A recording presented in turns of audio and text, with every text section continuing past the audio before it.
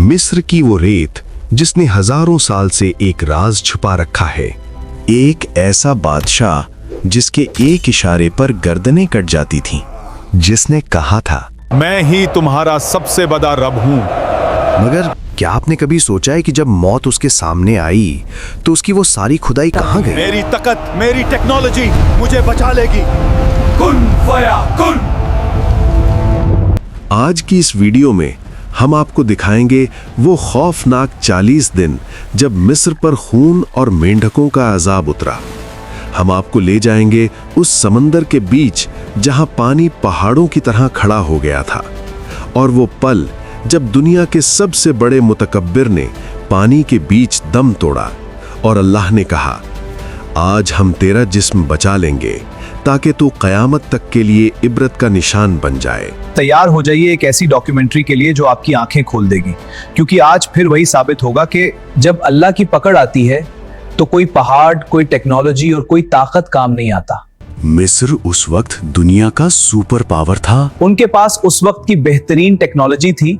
फिरौन सिर्फ एक बादशाह नहीं, एक ज़हनियत का नाम था। देखो मेरी अजमत, इस जमीन पर मुझसे बड़ा कोई नहीं। फिरौन मर गया, लेकिन उसकी आना, ईगो और तकब्बर, एरोगेंस आज भी दुनिया में मौजूद है। उसने बनी इसराइल को गुलाम बनाया। ऐसे एक पूरी कौम को उनकी ताकत और सलाहियत के बावजूद सिर्फ आना, ईगो की वजह से कुचल दिया गया था। उनके मर्दों को जलील किया। फिरौन ने सिर्फ जिस्मों को नहीं बल्कि उनकी गैरती को तोड़ने की कोशिश की थी। उनकी औरतों की हिफाजत छीन ली। जब किसी कौम की उर्मत खत्म कर दी जाए तो वहां से जवाल शुरू होता है। वो इतना अंधा हो चुका था कि उसने खुदा होने का दावा कर दिया। जब इंसान अपनी ताकत के नशे में अंधा हो जाता है तो वो मौत को भूल जाता है। फिरौन का ये दावा उसके जवाल की आखिरी निशानी थी। सुनो ऐ मिस्र के लोगों, क्या ये नादिया, ये खजाने और ये जमीन मेरी नहीं? क्या तुम देख नहीं रहे? मैं ही तुम्हारा सबसे बड़ा रब हूँ। इस पूरी कायनात पर सिर्फ मेरा हुक्म चलता है। देखो इस अजमत को, क्या कोई और है जो मेरे जैसा हो? ये तख्त, ये सब मेरी है। इन पहाड़ों से ज्यादा मजबूत मेरा इरादा है और इस सूरज से ज्यादा तेज मेरी चमक। मेरे सामने झुको। मैं तुम्हारा सबसे बड़ा रब हूं। ये वो अल्फाज थे जिसने आसमानों को हिला दिया। कुरान कहता है, फहशर फनादा फकाला अना रब्बुकुमुल आला। जहां उसने कायनात के असल मालिक को ललकारा, उसने लोगों को जमा किया ताकि अपनी ताकत का मुजाहिरा कर सके। लेकिन वही मजमा क्राउड उसके जवाल का गावा बनने वाला था। फिर वो रात आई जिसने फिरौन की नींद हमेशा के लिए छीन ली। ये कैसी खामोशी है, ये कैसी दहशत है? क्या ये वही अजाब है जिसका उसने वादा किया था? मैं फिरौन हूं, मुझसे बड़ा कोई नहीं।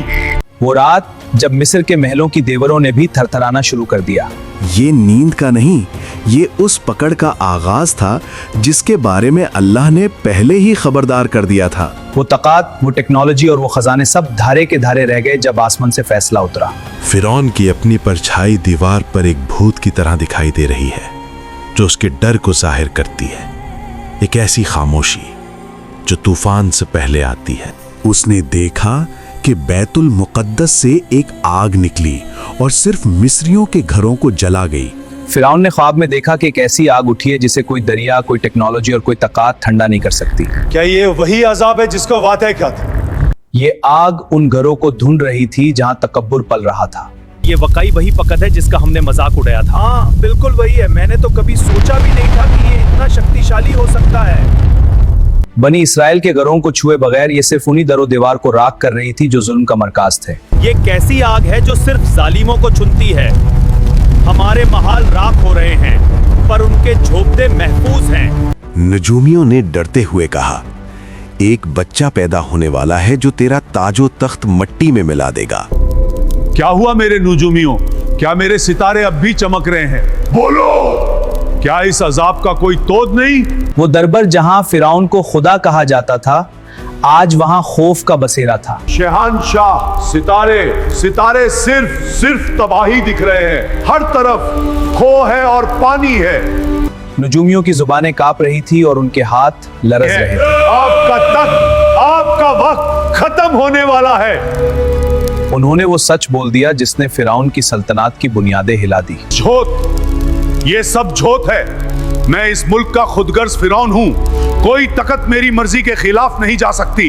तेरा ताजो तक किसी सल्तनत के हमले से नहीं बल्कि एक नन्हे से बच्चे के हाथों मत्ती में मिलने वाला है। क्या कोई रास्ता नहीं है?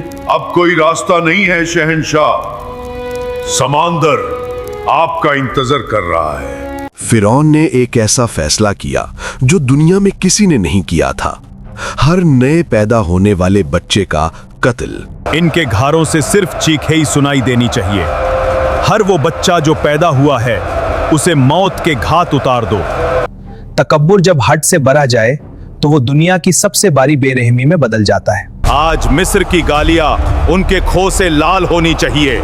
जाओ और अपना काम पूरा करो। फिरौन ने वो फैसला किया जो दुनिया की तारीख में किसी ने नहीं किया था, मासूम बच्चों का कत्ल। एक घर भी मत छोड़ना। फिरौन का हुक्म है, बानी इसराइल की नस्ल को आज मिटा देना है। खामोशी से अपना काम करो। उसे लगा कि वो मौत के साए से अपने ताजो तख्त को बचा लेगा। तू कितना छोटा है और ये दुनिया कितनी बेरहम। आए मेरे राब, इस नुही सी जान को इन जालिमों की तलवारों से बचा ले। इस अंधेरी रात में तू ही हमारी रोशनी है। उसे मालूम नहीं था कि जिस बच्चे से वो डरता है उसी की परवरिश उसके अपने महल में होने वाली है। शेमा इस्राएल, अदोनाई एलोहेinu, अदोनाई अच्चाद। फिरौन ने इंसानियत और खुदा दोनों को ललकारा। उसने सोचा कि वो तकदीर को बदल सकता है, लेकिन अल्लाह की तदबीर उसके हर वार से ऊपर थी। मासूम बच्चे कत्ल हुए।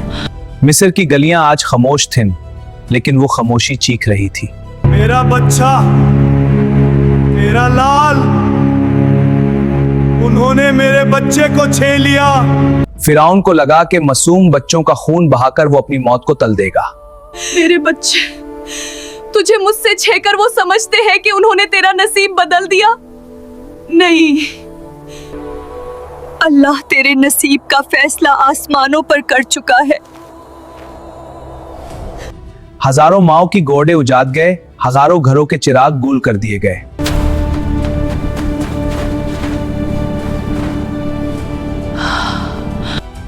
हर तरफ मौत का पहरा था और हर घर में मातम। लेकिन वो भूल गया था कि जब जुल्म अपनी इंतहा को पहुंचता है तो वहां से इनकलाब की बुनियाद पड़ती है। माओ की गोदियां उजनी। वो दिन मिस्र की तारीख का सबसे भयानक दिन था। गलियां माओ की चीखों से नहीं बल्कि उस खामोशी से गूंज रही थीं जो दिल चीर देती है। फिरौन को लगा कि उसने माओ की गोदियां उजाड़ कर अपनी मौत को हमेशा के लिए टाल दिया है। हजारों घरों के चिराग गुल कर दिए गए, हजारों ख्वाब मिट्टी में मिला दिए गए। लेकिन वो ये भूल गया कि मजलूम की आज जब अर्शे याही तक पहुंचती है तो सल्तनतें राख बन जाती है। मगर अल्लाह का मंसूबा कोई नहीं टाल सकता। फिरौन ने हजारों पहरे बिठा दिए, हजारों तलवारें निकाली, मगर वो भूल गया कि जिसकी हिफाजत का जिम्मा असल मालिक ने ले लिया, उसे दुनिया की कोई ताकत नुकसान नहीं पहुंचा सकती। फिरौन बच्चा ढूंढ रहा था और अल्लाह उस बच्चे को दरिया की मौजों पर सवार करके सीधा फिरौन के महल में भेज रहा था।